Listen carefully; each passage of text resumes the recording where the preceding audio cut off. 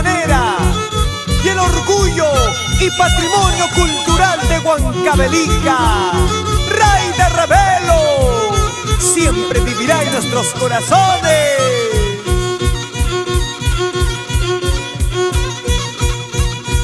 Los años se pasan volando, los meses siguen pasando y yo sola sigo llorando, y yo sola sigo llorando.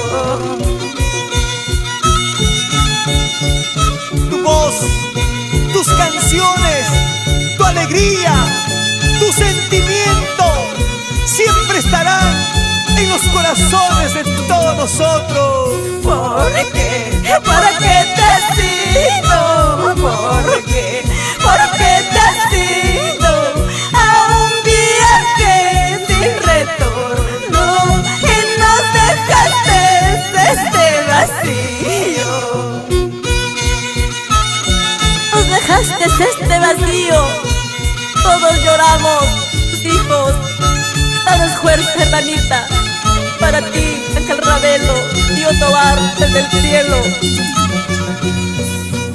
Ay, Raidita, Rayda Ravelo, desde el cielo me estás cantando para hinchada de santiagueros.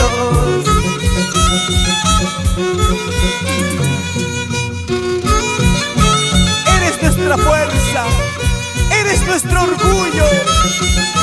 Rayda, esto va para ti, con amor y cariño. De los hermanos Yuel, Aníbal, Dani, Geraldine, Diego Suaznavar, Marta y Vilma Ravelo,